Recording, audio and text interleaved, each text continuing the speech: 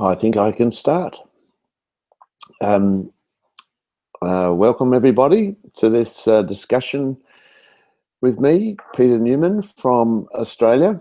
I'm a professor of sustainability at Curtin University, and I am happy to have a chat about sustainable transport as part of your MOOC.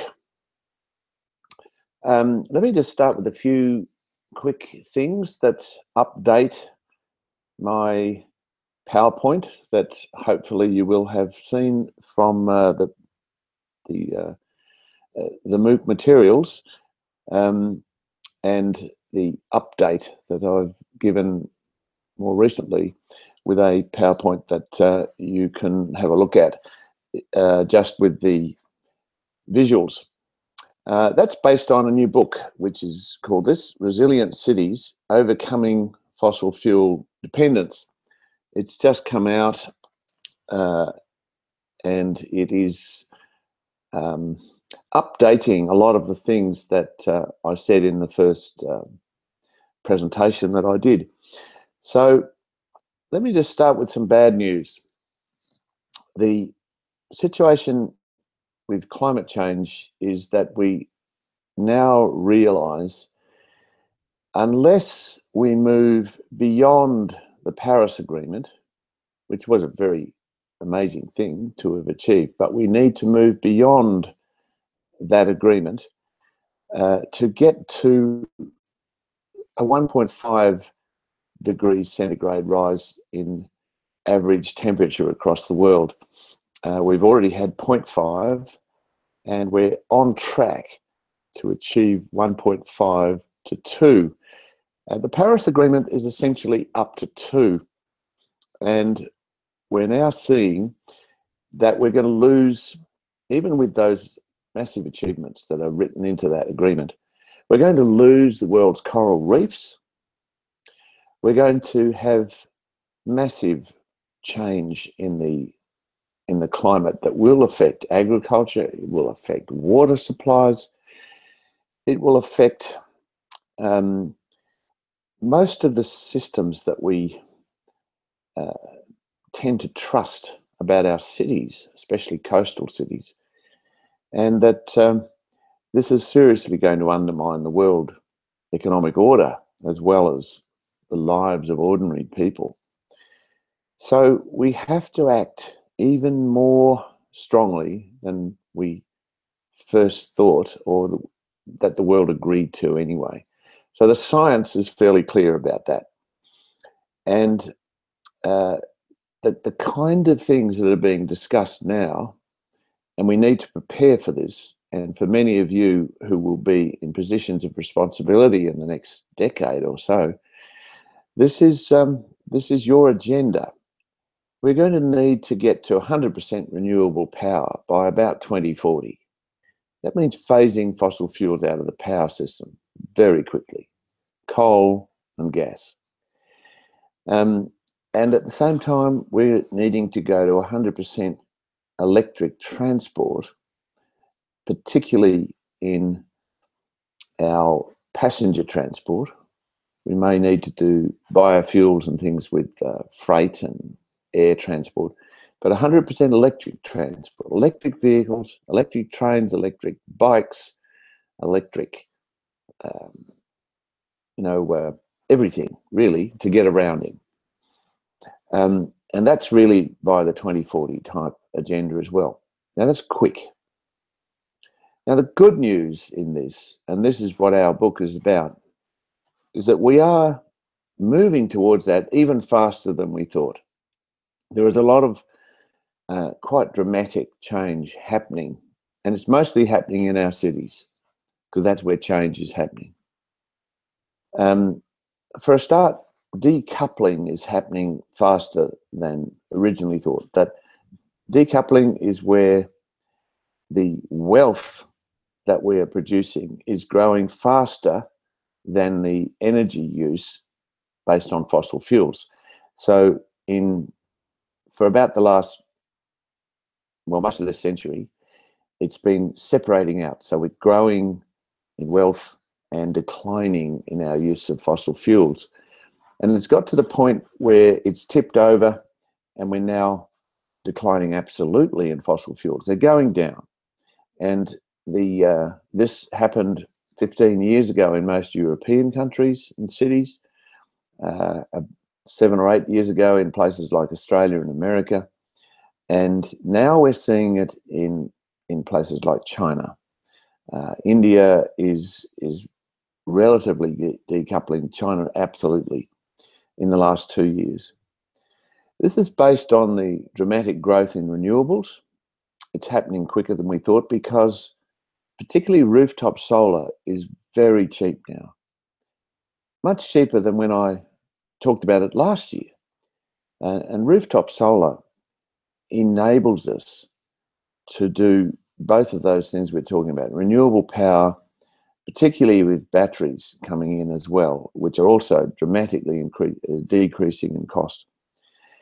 And electric transport that can be run off the sun. You can plug in your cars, you can plug in the bus, you can plug in even trains and trams because they can be run off the battery systems and the power system in general, which has gone renewable. So this is pretty dramatic. At the same time, we're reducing car use in most of the world's big cities. We've now got data showing Shanghai and Beijing reducing in car use. So that peak car phenomenon, which we talked about in the last, in my presentations and certainly in this book, is taking off. So there's some good news, but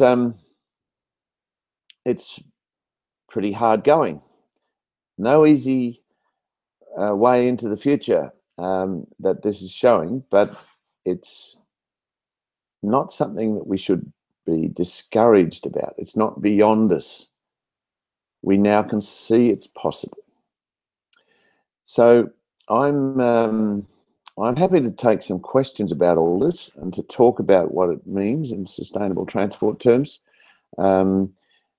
Anything to do with this this MOOC that relates to what I'm talking about, I'm very happy to have a quick response or two. So I've got a question one from Alain. What do you think is the biggest challenge in terms of sustainable transport? Planning or investment? Well, actually, in my experience in the past year, I've learned a lot about this. It's something the world is learning about, that investment is the critical part of this new world we're having to create. And investment needs some planning, but not too much. Now, let me explain that a little bit. We've got work in our book and in that PowerPoint I've shown you about something called the entrepreneur rail model. This has been published and caused a bit of a stir around the world. And this is based on the fact that if you want to get private investment into urban rail, and most cities do, because they know that rail can be quicker, more comfortable, faster, and it's electric, and therefore can be off the coal and oil situation. If you want to do that with private investment, you must do it with land around stations.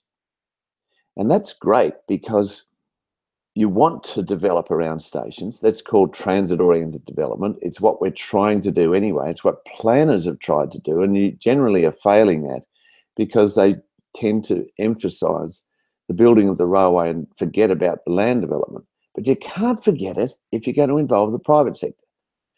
So get them involved from the start. Don't overplan it. Find out where are the best sites to do the development. And then you can join them up with a new rail line. Now, we've got examples of this happening around the world now. We've got a new rail line being built in America. We've got a number of projects in Australia. The Crossrail system in London's doing this. We've got a number of Indian cities going down this track because only half the money is being provided by the government. The other half for the urban metro systems will have to come from this value capture approach. And that means you've got to involve the private sector from the start. So very good question. Planning or investment? You need them both, but don't overplan it. Go and see the investors, talk to them, bring them in from the start, and you'll get a better result. That's my conclusion. And that's something I've had to come at with some trepidation, but I now believe it's very true. Question 2, Raj Kumar Sahuat. Raj Kumar. So, very hard to read this. So, what are the indicators of governance in urban transport? What kind of governance reforms should be brought for sustainable urban transport? Indicators, well, all I've talked about in terms of indicators here is that you've got to get off fossil fuels. That means going electric and going solar. If you can start looking at indicators moving in that direction, then you're going to be doing a lot of other good things. There's going to be a lot of other sustainable development goals being reached because you will get better public transport. You will get better wealth generation in the city. You will get better access for the poor. You will get a whole lot of other things that can follow from that. But I'm only dealing with the transport part of it. And you will need to have other sustainable development goals that for the whole city. But there's no doubt in my mind that if you start by focusing on these fossil fuel reduction ones, you can bring in the other SDGs along with that.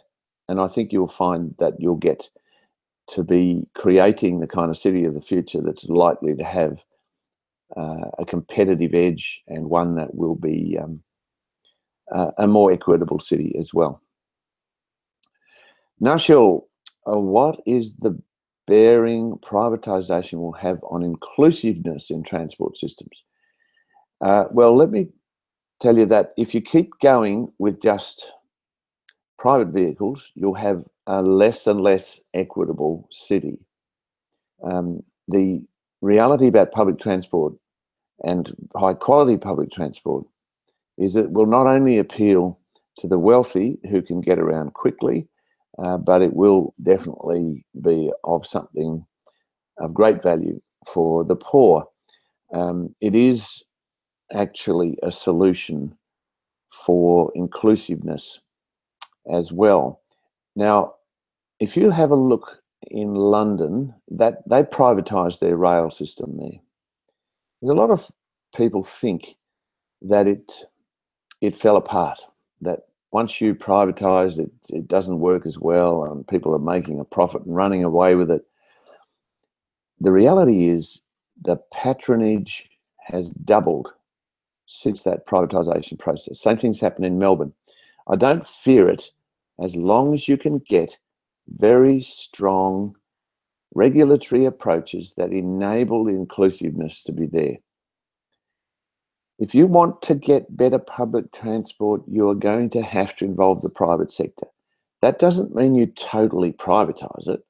In some cities, they're doing that. But I'm just saying, bring in at 50% and you'll get a significantly better outcome. But you will still need public-private partnerships. And the public part's very important.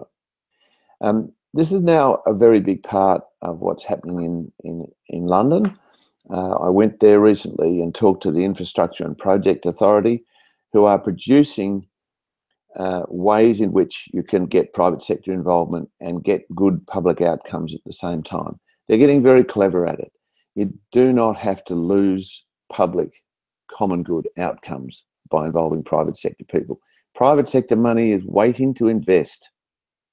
If you want to tap it, you need to do those kind of inclusive and partnership-based approaches.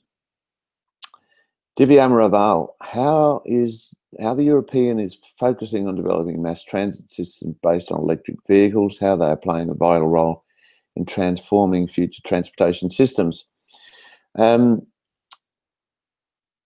Well, electric vehicles have been around for a long time in terms of trains and trams. Electric buses are now coming on the market. That's what's called mass transport. Private transport with personal vehicles are also electrifying, and there is possibilities that these could be autonomous vehicles as well, so EV and AVs together. I don't think that's going to be anything like the size and extent to which they've been hyped. I think it's part of a motor vehicle industry lobby, and linked in with all the branding lobbies, the smart systems lobbies. And there's a lot of questions to answer still about autonomous vehicles, but they don't necessarily make better mass transit because they take up just as much room as present vehicles do. So if you look at a freeway that's crawling along at 10 kilometres an hour with 1 metre between the vehicles, that's essentially what autonomous vehicles are supposed to be looking like, except they're all moving at 100 kilometres an hour. That's the dream. But what happens when they want to get off? What about all these off-ramps? They're going to have to be huge. There's massive amounts of investment needed before you can do that. Otherwise, they can't get off quickly. And they'd need to if you're going to keep going at 100 kilometres an hour to get them out of the system. There's a lot of things that have not been thought through. So you may have been hinting at that when you talk about what's happening in Europe. I think the autonomous vehicle movement will have a role to play about picking up a bit like Betchucks, all the small vehicles that run around stations now. You can have them as autonomous vehicles as well. Picking up and delivering to the stations, it will be a big part of the future of any mass transit system. They'll have to all be electric though. Question 5, what do you think about the role of the share economy and services such as Lyft, Uber, etc., as far as sustainability is concerned? Well, look, they are smart. They are attracting a significant part of the taxi business, and there are potential ways you can now see Uber Pool becoming more of a public transport system. But there's nothing like a train to take large numbers of people through a city. The numbers are based on the scale and size and space demands of the vehicles. So if you have a train system, a good quality train system, it can take 50,000 people down one lane or one track per hour per kilometre, 50,000 people. If you take a light rail, which is a bit slower and not as big, it can take about 20,000. There are some claims that BRTs can get up to that, but I've never seen it in reality.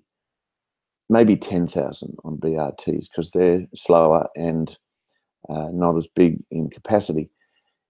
Then you get down to a bus lane, which would take about 5,000.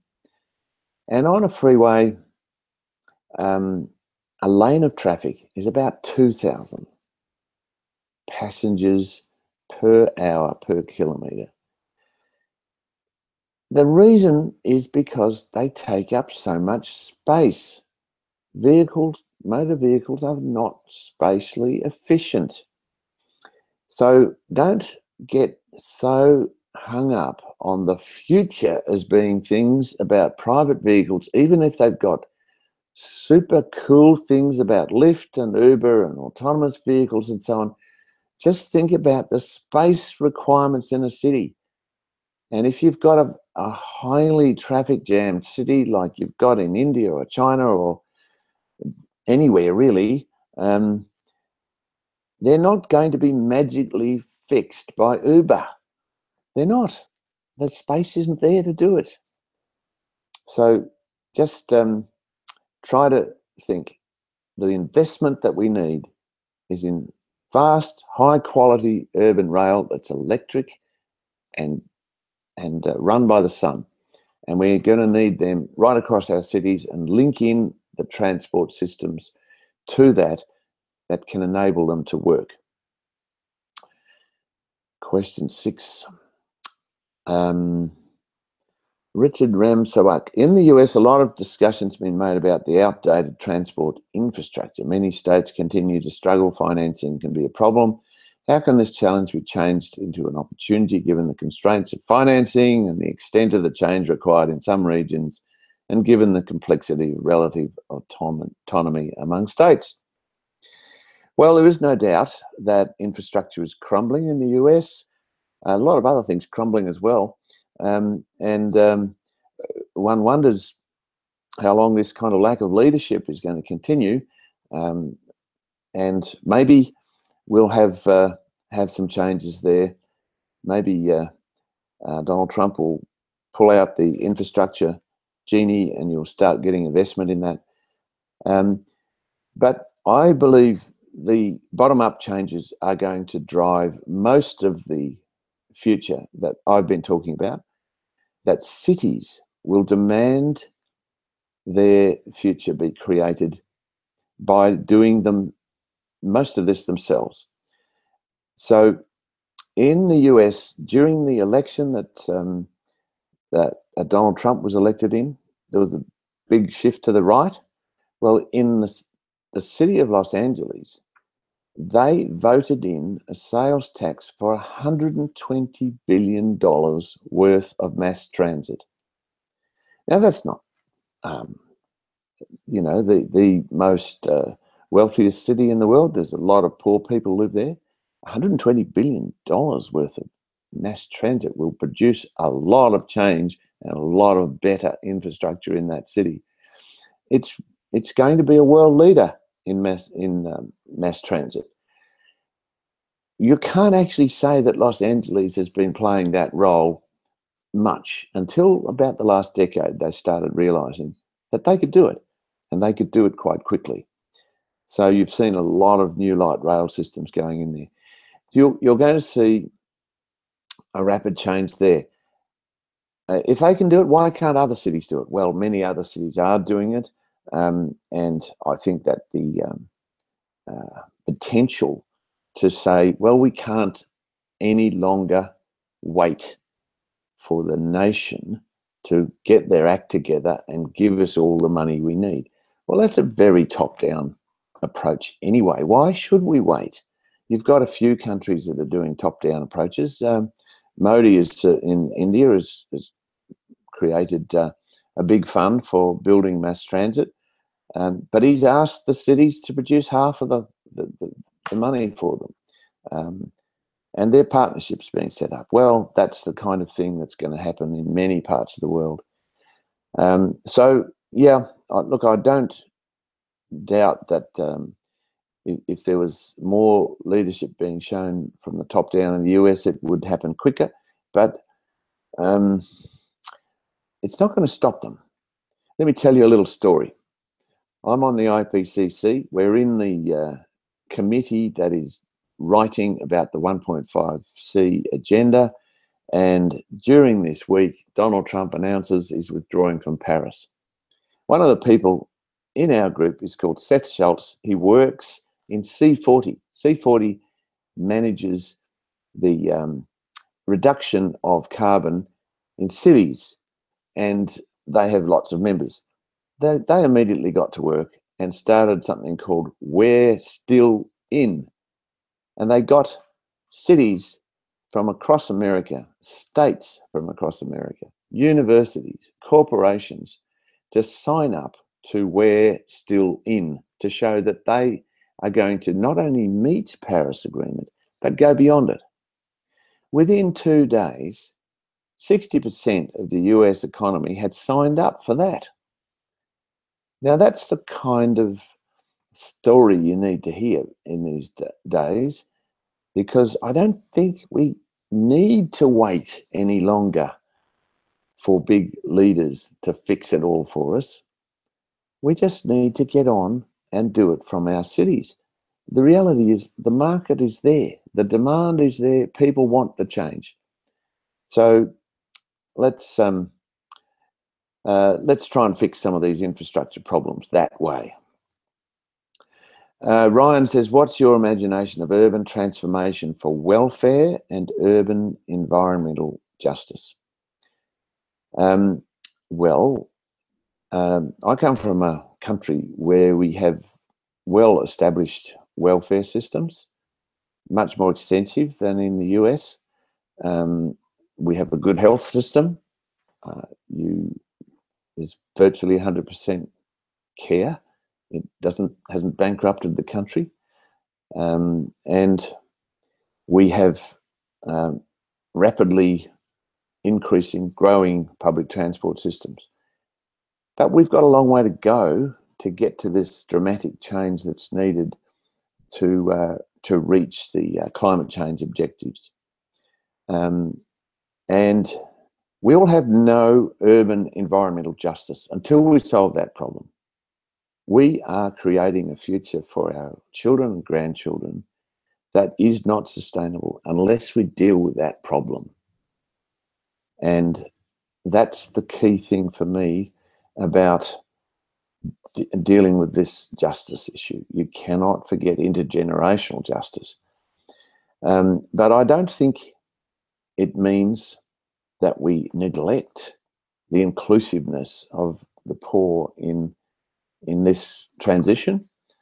That's certainly not I've run many campaigns to get urban rail systems. We just won one in the recent state election in my city. We got rid of a freeway, which was going to be ridiculous. It was going to hurt a lot of poorer suburbs. That money's now going into public transport. That was an equity thing, but it's also a very good thing for climate change. It's a very good thing for environmental justice in general. I don't think they're separate. Harris Rai, are there any mechanisms to monitor? I lost it. Are there any mechanisms to monitor whether the SDGs are mainstreamed in local policies?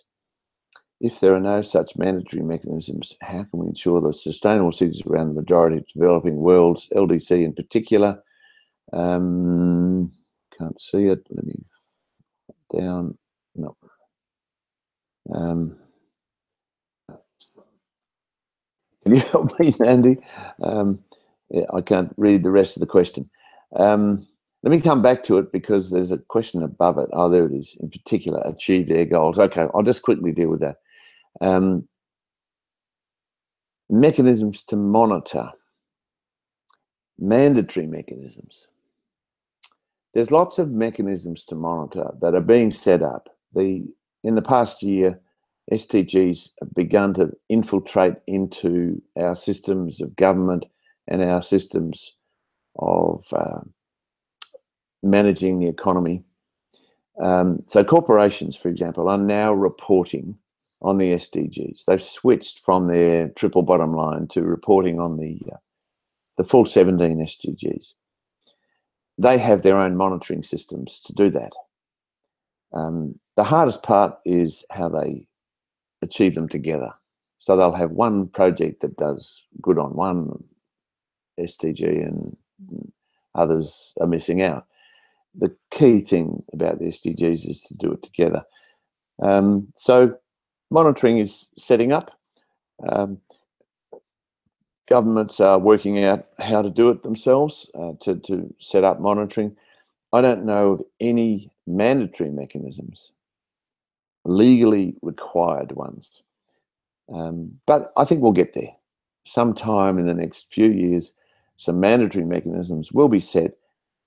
Corporations, all states, all local governments, all universities are going to have to report on the SDGs. They're doing it on a voluntary basis now.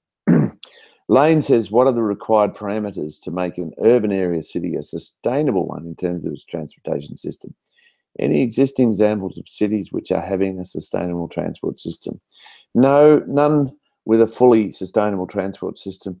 Lots with examples of how they're changing in that direction, and that's what we write our books about.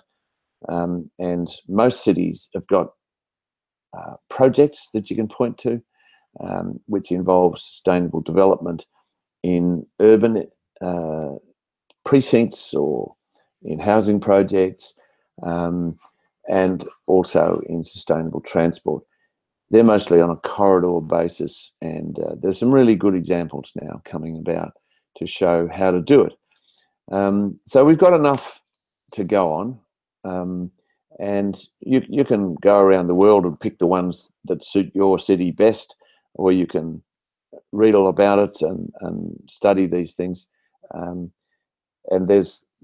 our books are really meant to provide you with inspiration for the kinds of cities that you could copy and do better on, because every city needs to improve on this.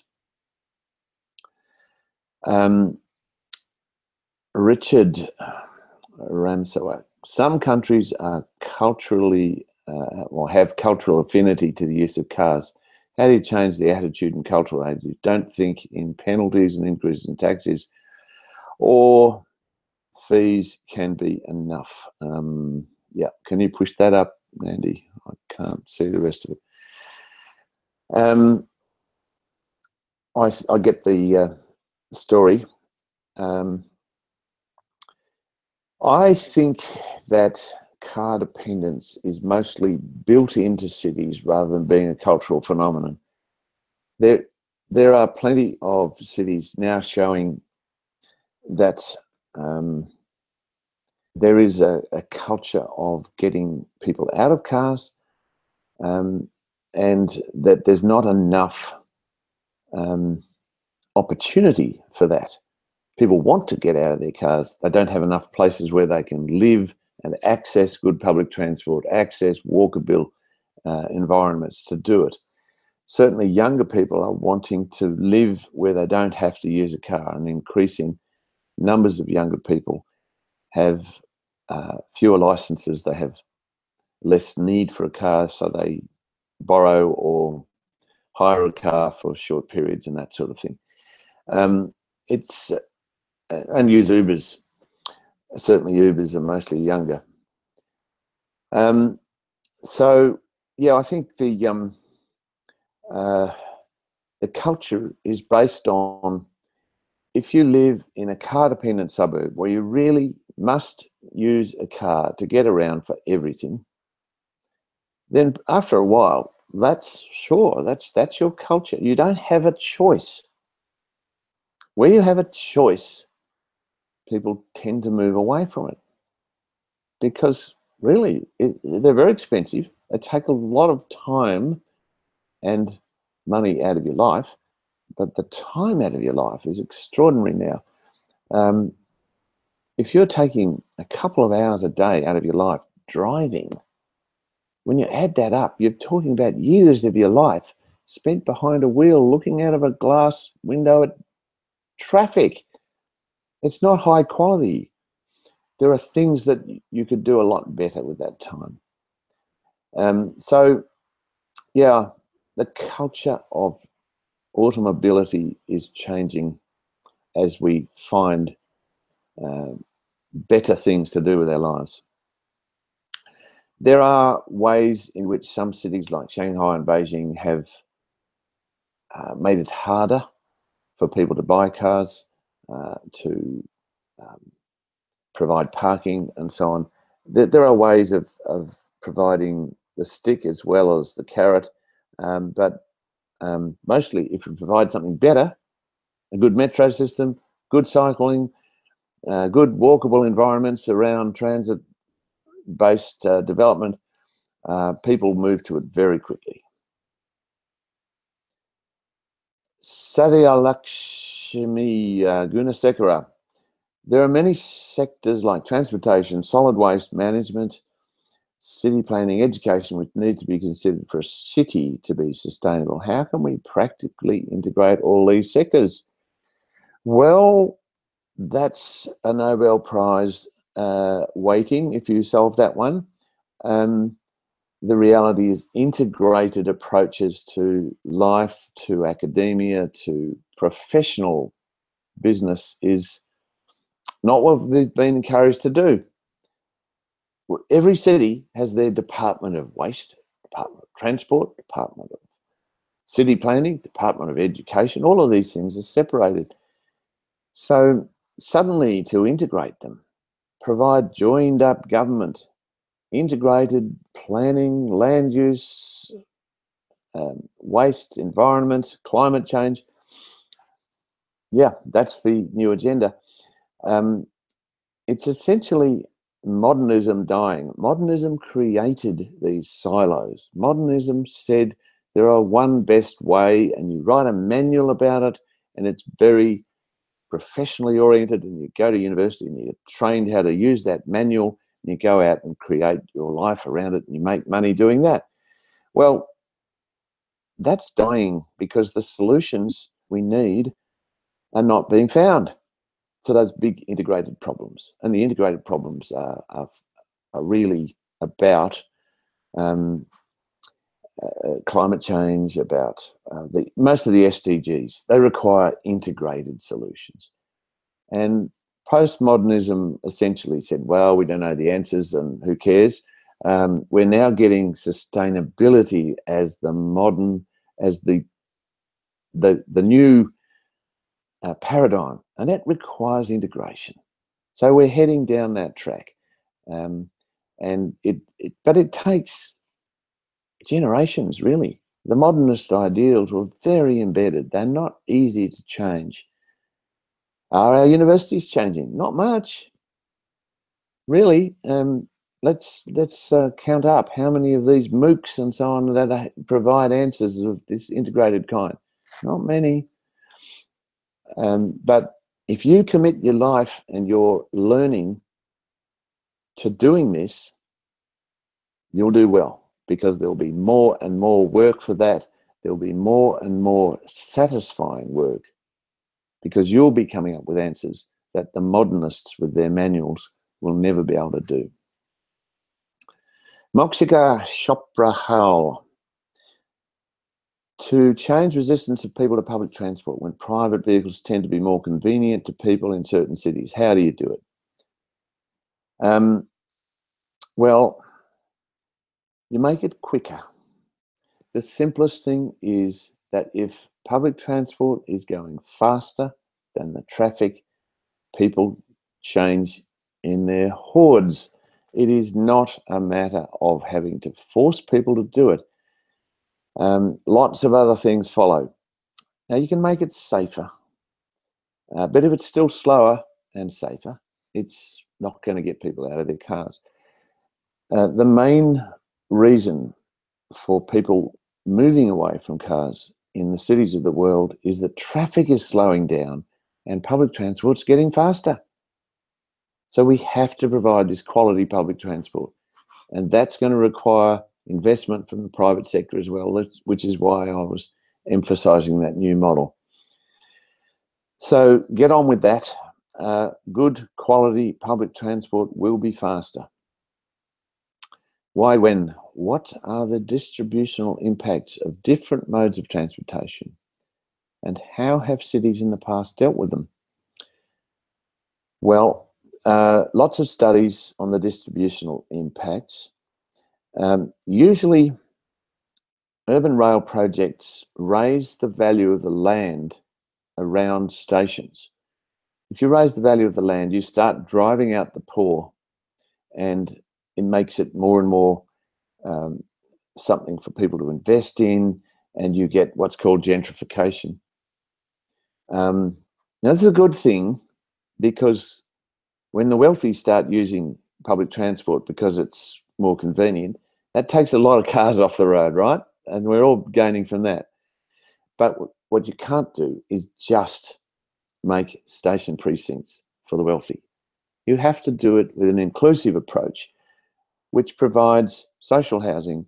It provides requirements for any developer to ensure that a certain amount of the housing there is enabled for people of lower incomes. It's not hard to do. Plenty of people doing it. We've been working on this in Bangalore. Lots of detailed data about how to do it, and the local government there are very committed to delivering that. The metro is doing really well. People are using it, and it is raising the land value around certain areas. So large developments are now happening around the stations. In fact, some of the areas which had lots of housing there that was for traditional people living in quite dense environments, that hasn't been altered.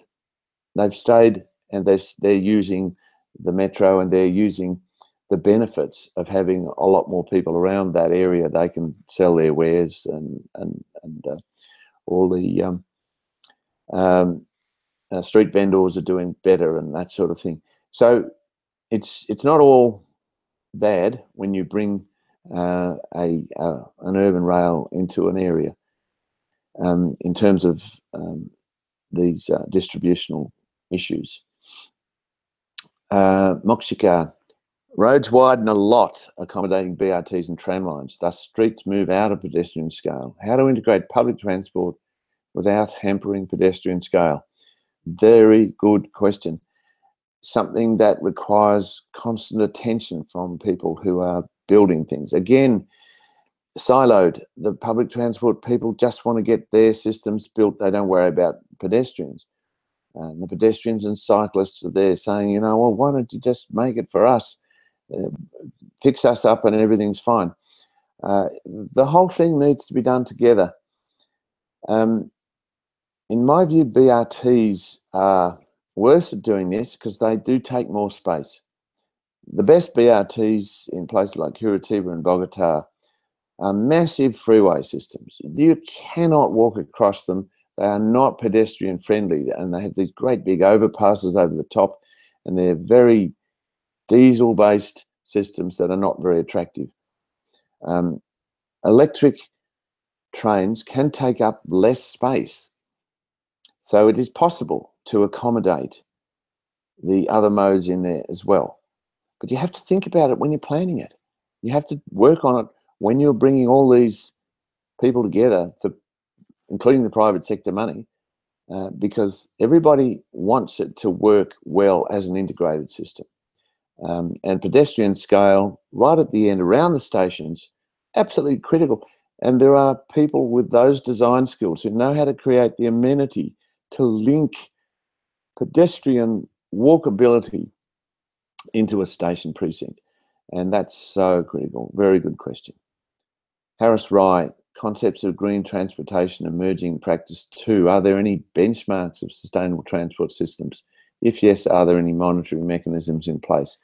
Yeah, most public transport systems are well monitored, and the new sustainable transport systems are just part of those mainstream practices.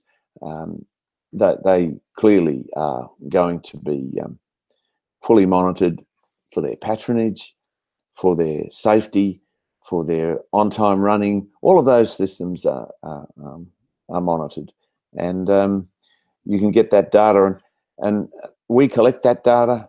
We are finding that virtually every city in the world now is growing in public transport faster than they're growing with cars, and that's a very good sign. To keep that going requires more investment. It requires more planning of how which corridors to do it in. It requires more private investment. All of those good things. Ginsha, how can the cities develop and manage parking areas or spaces on one hand and ensure a green and sustainable environment on the other? Well, you can't really. In our city, we've had public transport systems built, big fast train systems, where they just build massive car parks around the stations. They're now trying to redevelop them as small cities. The reality is that if you want to get to a station easily and quickly to take that train, the best thing is to do it with a bus or an Uber or a bike or a betchak. What do you call them in India? The, auto rickshaws. These kind of paratransit systems are very good at linking to the city. Don't make parking next to a station. It is not a sustainable transport solution. You just get more cars in an area you're trying to make pedestrian and high quality walkability.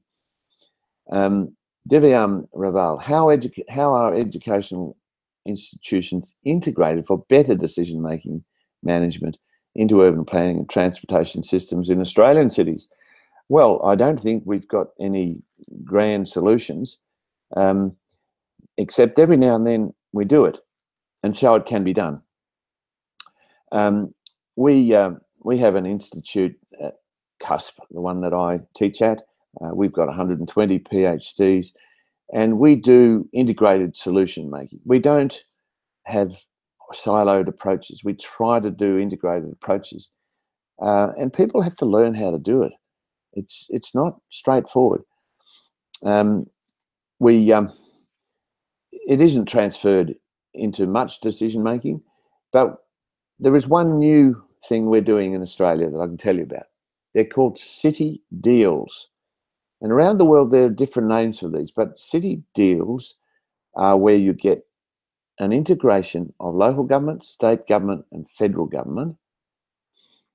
And you integrate also the private sector and a coalition of community groups that support the projects that are fitted into the city deal. And you have to bid for these. You have to go and show that they're going to have sustainability outcomes of the kind that you can relate to the SDGs and to the climate change agenda. So they're set up in order to integrate. And when you compete on that basis, you get consortia coming together, integrated groups of public servants working together. I've seen it happen, and it works well. They do work well together when they've got this carrot of there's money if you do it integrated. Well, I think we've seen how to do it that way. But if you don't have that, they just go back to their silos again, and they just work away on their own little agendas. So that's one way. City deals, have a look at that. Salad Sharma, how do we ensure the viability of public transport in small, growing cities? How to make it profitable for the government so that they promote it? Yeah, small, growing cities are harder to deal with public transport because public transport has enormous demand in bigger cities because the traffic is just hopeless. It's just going slower and slower, and there's just no space to solve that problem. Small and growing cities, you start in the corridors where it is busy and it's difficult, and you start by making better and better public transport down those areas that are competitive, and you'll find that it starts catching on. It is easier in bigger cities, but that doesn't mean it's impossible. So there are some smaller cities. Freiburg's a small city. It's got 200,000 people in Germany. It's got one of the best public transport systems in the world because it was demanded by the public. They said, instead of increasing the capacity of a road, we want you to put that money into a light rail. So they've extended their light rail down the streets. They've removed a lot of parking. They've made it harder and harder for the car and better for public transport. And it's a fantastic city to live in. It's a university city, but it's an example of a smaller city doing that. Canberra in Australia is 200,000. They're putting in a light rail system. It was an election over it. And the right wing said, oh, what a dreadful waste of money. The left wing and the central groups won, they're building it. So you can win these things. It is about priorities. Do you make it easier for cars? Do you make it easier for public transport? Pia Hanijavi, how do you think people's rising fear of terrorist attacks will affect the future of public transport? Good question. We have noticed that public transport is one of the sites that terrorist attacks occur on. We've seen it in London. You know what the English did? Within a matter of hours of the terrorist attacks on the buses and in the subway, those systems were back running again. Their approach is that if you get back to normal as quickly as possible, people will immediately resume their lives and not be so scared and fearsome. That happened also with the London Bridge attack, which was on pedestrians. They essentially they put in some bollards and things, but the pedestrian crowds went back very quickly. It's a very London thing to do, of course. Stiff upper lip, get the brolly out and the bowler hat and just start walking again. So they just got on with it. And I think that's the best way to stop terrorism anyway. Just show that it doesn't work. It does not cause fear. If you start making the public transport systems so secure that it's scary to go on, because on every train you've got someone with an AK-47, that's not going to make it work. We have got to reclaim our public transport as places for public safety and enjoy the processes of public life. Our cities have to be free of that. But again, it's easy to say, harder to do, because politicians like to play up the security issues, and they often will go overboard on that. So I'm being told that I have 10 minutes to go, and I can just tie a few of these themes together. Thank you for your questions. They were very good. I enjoyed talking about them. They're nearly all about public transport, of course, and I think that the more we can do on how to integrate public transport into our cities, that it is not a specialty discipline that should be left to engineers. It is something that involves investors, because they need to invest around the stations to make them work properly.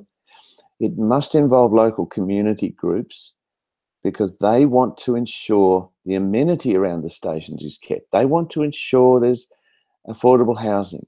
They want to ensure it's green, that it's pleasant, that there's natural systems and spaces there as well. So all of that has to be brought together. The processes to make that happen, I talked about these city deals. That's part of it. That's part of getting the money to make it happen. But you can do very much a bottom-up led process where you get people around the table to work on what it is they want. And when they're pushing for it, they give a political validation for public transport. If you go to the government and the private sector and say, look, this is where we want a future public transport to go, and these are the stations we want, and this is how we want it to look, that's got an enormous response to it. And it's very hard to stop that kind of movement. We've had environmental movements doing that. We've had renewables type movements doing it, coming up with very clear visions for the future and how to do it, and lobbying very strongly. Why not have more lobbying for public transport linked in with housing, environment, and local amenity with equity considerations, fully embedded in it? Come up with a vision, show the government what you want, show the private sector what you want, show the partnerships of local and state and federal governments that how they can link together. That's the future. I think that if you can demonstrate a need and a vision for sustainable transport on the ground, you're likely to win. I think that's enough.